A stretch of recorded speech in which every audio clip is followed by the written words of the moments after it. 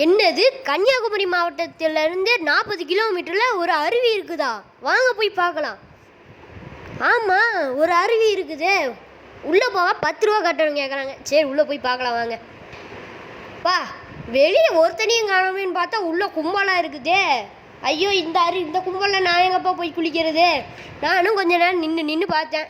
சரி, இதுக்கு மேலே நின்றுட்டு இருந்தோம்னா நின்றுக்கிட்டே இருக்க வேண்டியதான்ட்டு உள்ளே களை இறங்கிட்டேங்க.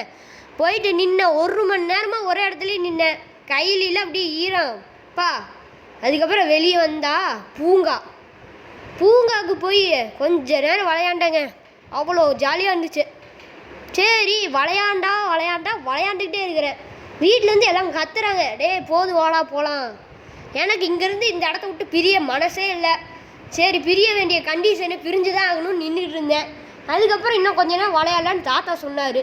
சரி, இதுதான் நமக்கு சான்ஸு அப்படின்னு போயிட்டு நானும் கொஞ்ச நேரம் அங்கே ஆட இங்கே ஆட.